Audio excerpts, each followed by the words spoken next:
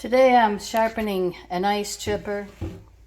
Ice chippers you use for chipping ice. Also, what I like to use it for is to edge the grass coming to the sidewalk.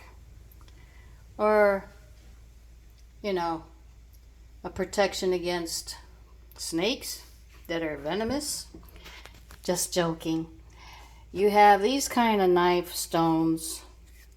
This removes a lot of the gook, and this has gook on it simply because on the back porch there was some glue, sap, and I have a video on how to remove sap easy from your deck because it gets there from trees.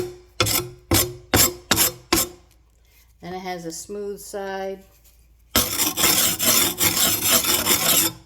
You can use those drill bits with the stones, which I love, or the files. The diamond files are quite nice. It's a two-step process. But so is this, you know, rough and smooth. One of my favorite stones is this stone. It comes in a nice pouch. Comes from Amazon. One side is 320, a smooth side. The other side is 180, a rough side. It's good to carry with you. It fits in the palm of your hand, which I like. It's curved because some blades have a curve, like the lopping shears that I just did.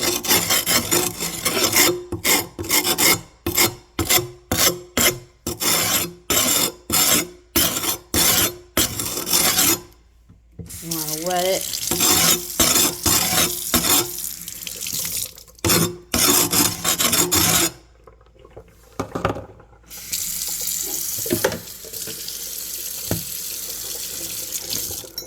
And you can see the edges coming through.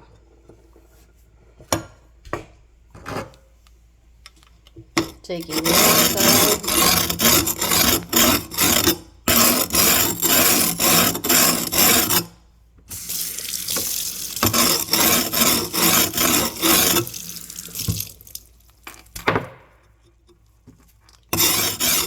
You're not going to get it like a razor blade or a French knife. You do want to chip through the ice.